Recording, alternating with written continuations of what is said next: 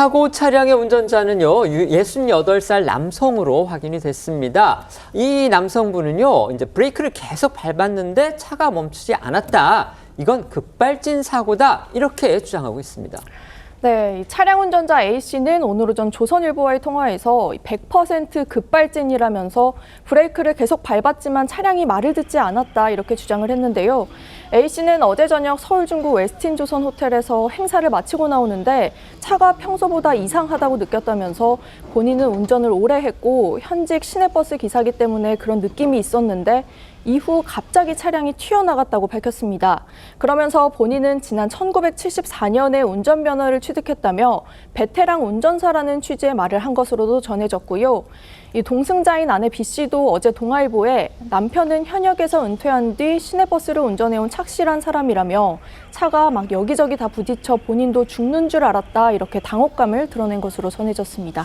하지만 목격자들의 주장은 좀 다릅니다. 이게 급발진 차량이라면 이제 뭔가에 부딪히면서 억지로 감속하고 또 멈춰야 하는 건데 사고 당시에 이 차량은 마지막에 서서히 정지했다는 겁니다. 네, 목격자들은요, 이 사고 차량이 건널목 앞에서 멈췄는데 운전자가 브레이크를 밟아서 정지시키는 모습이었다라고 증언을 하면서 급발진이었다면 뭔가를 계속 들이받고서의 운행이 끝나는 거 아니냐 이렇게 반문하기도 했습니다.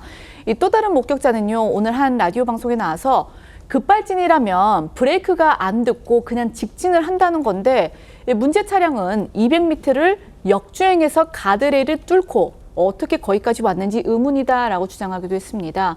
이 목격자들의 목소리 들어보시겠습니다. 제 생각에는 급발진은 아니고요.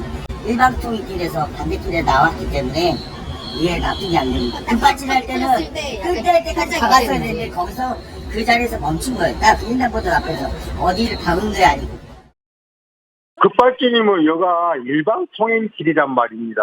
거기서 반대로 올 수가 없어요. 역주행을 할 수가 없어요.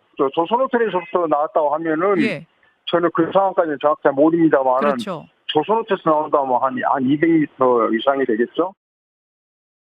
실제 공개된 차량 블랙박스의 사고 직후 상황 영상을 보시면요. 이 사고를 낸 차량이 마지막에 감속하면서 멈추는 모습을 확인할 수 있습니다.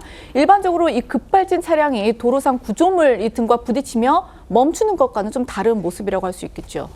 지금 방금 저희가 보여드린 그 영상입니다. 그러니까 저게 지금 마지막 순간에 저 사고 차량이 멈추는 그 장면인데 일반적으로 이제 급발진이라고 한다면 속도가 감속하지 않은 채 처음에 이제 급속도로 나가다가 어떤 장애물에 부딪혀서 이제 강제로 멈춰야 되는 그런 상황이 보통 급발진이다 이렇게 저희가 추정을 하죠.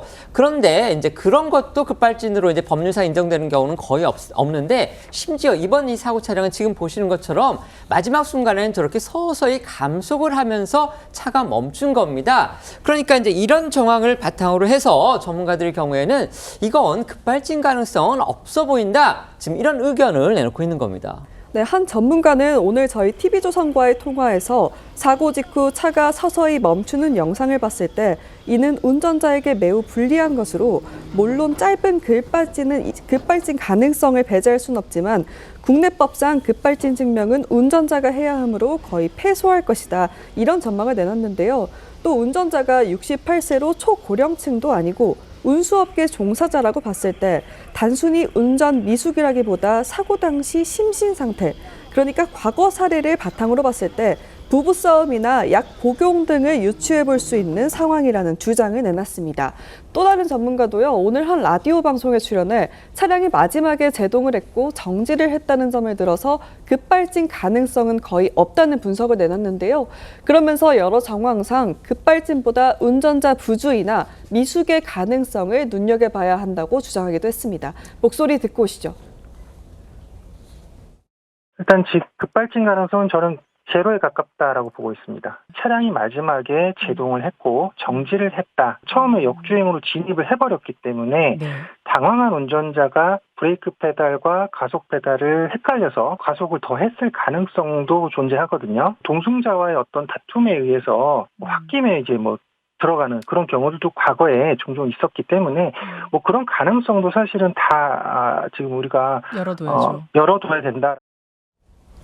말씀드리지만 지금 이 전문가의 의견은요, 어떤 수사 결과라든지 아니면 본인이 갖고 있는 어떤 증거 자료나 이런 걸 바탕으로 해서 말씀하는 건 아닙니다. 어디까지나 언론 보도라든지 그다음에 공개된 다른 차량이 블랙박스에 잠긴 그 사고 당시의 화면 영상 이런 걸 봤을 때 이 전문가께서 이걸 추정을 한 거기 때문에요. 가령 뭐 어떤 심리적인 부분, 뭐 약물 복용 이런 거 전혀 아직까지는 확인된 사실이 아니라는 거 다시 한번 말씀을 드리겠습니다. 차량이 멈추는 장면만으로는 이 급발진 여부를 섣불리 판단해서는 안 된다. 이런 신중론도 물론 있습니다. 네, 2022년 12월 발생한 강릉 급발진 의심사고 피해자 측 변호사는 오늘 조선닷컴의 사고 차량이 인도를 들이받은 후 충격에 의해 소프트웨어가 다시 리셋되면서 정상적으로 브레이크 장치 작동이 이루어졌을 수도 있다 이렇게 얘기를 했습니다. 또 정확한 급발진 여부를 판단하기 위해서는 운전자의 잘못으로 페달 오조작이 이루어졌을 때 차량의 가속도와 이 사고 당시 차량의 속도 데이터를 비교 분석해야 한다고 했습니다. 그런데 일부 언론의 보도를 보면은요, 이 사고 차량 2달 전에 종합 검사를 받았다고 합니다. 그런데 거기에서는 아무 이상이 없었던 것으로 확인됐다는 겁니다. 네, 오늘 이 동아일보에 따르면요, 해당 차량은 2018년식인데요. 뭐 올해 5월까지 해서 총 6만 킬로미터 정도를 이제 주행을 했고, 이 차량 주인은 운전자 남성이 아닌 동승자인 아내였던 것으로 확인이 됐습니다. 그리고 이제 이 해당 차량이 이 종합 검사를 2차례 받았는데 2020년 6월과 올해 5월 이렇게 2차례에 걸쳐서 이 차량 정비 업체에서 검사를 받았는데, 일단 이 2달 전 종합 검사 진행한 업체에 따르면은 그 당시에 모든 항목에서 이 차량이 양호가 나왔다라고 합니다. 이 급발진과 관련해선 센서를 진단을 했는데 이건 역시 적합, 양호하다 이렇게 나왔다고 전했습니다. 이번 사고를 낸 운전자의 나이가 68살인 것으로 알려지면서요. 일각에서는 이거 고령 운전자의 문제 아니냐 이런 논란이 또 빚어지기도 했습니다. 하지만 운전자 측의 주장대로 이 무사고 운전을 해온 전문 운전기사가 맞다면 이번 사건을 단순히 고령자의 운전 미숙 뭐 이렇게 보기는 어렵다 그런 시각도 물론 있습니다. 그런 만큼 운전자의 과실 여부 또는 차량의 급발진 결함 등을 포함해서 경찰의 정확한 원인 규명이 필요할 듯 보입니다. 네, 경찰은 일단 운전자 A씨를 교통사고 처리 특례법상 업무상 과실치사상 혐의로 입건했습니다. 다만 A씨가 현재 갈비뼈 골절로 병원에 입원 중이라 몸 상태를 감안해서 향후 조사를 이어간다는 방침이고요. A씨의 급발진 주장에 대해선 현재까지 피해자의 진술뿐이라며 국과수의 차량 감정을 의뢰하는 등 관련해선 수사를 진행하겠다고 밝혔습니다. 또 음주와 약물 투약 여부에 대해서는 음주 상태는 아니었던 것으로 조사됐고 마약 간이 검사에서도 음성이 나왔다면서 추가 검사를 위해 체열을 할 것이라고 말했습니다. 경찰 측 목소리도 듣고 오시죠. 지금 운전자 상대로 조사는 진행하지 못하고 있습니다. 운전자도 부상이 되었기 때문에 진술이 가능한 시점에 진술을 진행토록 그렇게 조사를 진행토록 하겠습니다. 음주 여부에 대해서는 다 진행을 했고 음주는 안 하는 것으로 저희들이 알고 있습니다.